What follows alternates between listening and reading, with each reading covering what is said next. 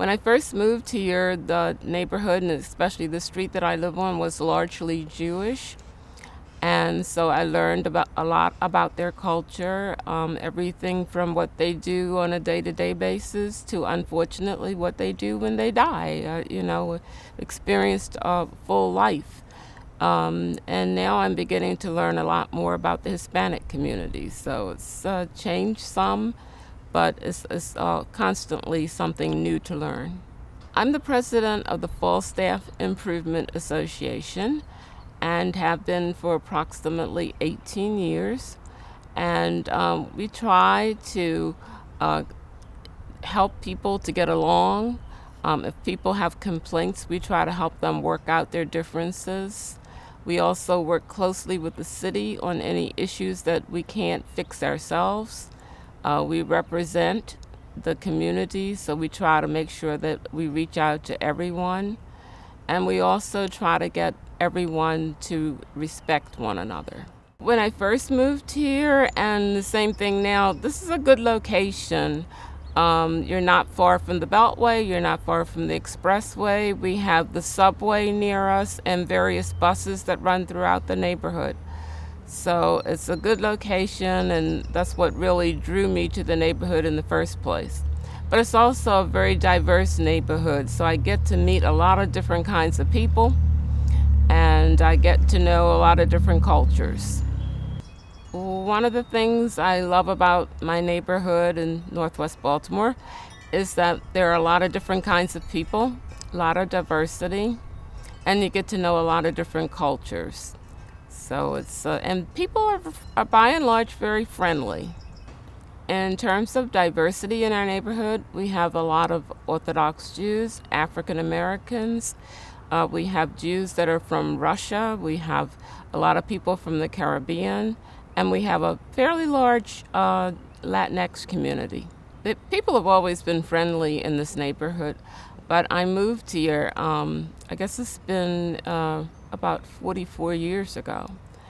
And the people here were largely African American and Orthodox Jews. And we've had an influx over the years of a large population of Hispanic people who started coming here maybe 15 years ago.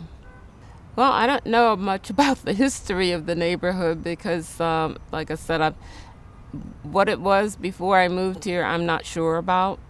But I've been here for 44 years, and for the most part, the neighborhood has been a centerpiece for shopping. For instance, the Ricestown Road Plaza Shopping Center is just north of here. And the shopping center used to be a drawing card. People came from all over to go to the shopping center. That's one thing that has changed over the years, but it used to be a big deal to come to the Ricestown Road Plaza Shopping Center. Most of the change that I see in my community has come within the last 20 years or so. For a while, it didn't seem to change. It was delightful living here. More recently, we see, I guess, what every other neighborhood in Baltimore City sees. We see an uptick in crime, unfortunately. And we also see some of the, I guess, houses are not as in good shape as they used to be. The plaza, which is up the street, as I said before, has changed a lot. All the stores that we loved back then are gone. And more recently, some additional stores moved out. So it's changed in that regard. The people are still friendly, and that really is what makes a neighborhood. I have neighbors who I've had for the full 44 years that I've been here, and it's wonderful to know that we know those people, and they know me, and they're going to look out for me, and I'm going to look out for them. But there are activities that we have on a regular basis, like I'm currently looking at planning what we call a Fallstaff Night Out. And that's the night where we invite the entire community, and certainly you're not going to get the entire community, but you invite everyone to come out and just enjoy the atmosphere of some music, some activities for kids. This coming Saturday, which is the 10th of July, we will be having an annual yard sale. And that's going to bring people out looking for things that they don't have, wish they had, and that they may be able to get for a very reasonable price. So those are the kinds of activities that bring people out. In addition to that, the school, we have the school around the corner, which most of our young people go to, the Fallstaff Middle School, and you get parents there as well as students. I guess throughout the years, I've known some people who they're getting older now. Those people here are aging in place. And so I have a couple of neighbors. My next door neighbor, I won't tell her age, but she's over 90. And I just love her, and we get along so well. And she has a lot that she is able to bring to the plate. She comes from England. She is also of a Caribbean background, and I just have learned so much from her over the years, and so has everybody on my street. So there are lots of those kinds of people on every street in our community. And I think that's what we really respect is the elderly people in our community, and so many of them are now nearing 90s, late 80s, and they can't get around as much as they used to, but they still like to come out to neighborhood events. That's a good question. Bringing seniors and young people together, that's a real issue because there are differences. I mean, older people don't like all the noise that younger people bring to the plate, and it's hard to get them to quiet down and actually be observant of what the older people like.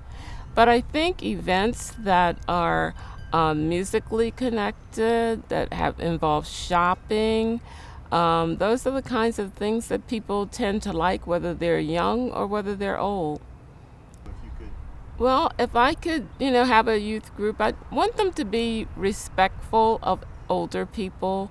I want them to respect their community, keep their neighborhood clean, just keep the noise at a minimum, and also just recognize that one day they too shall get old, and so we want them to be respectful of older people and help them out.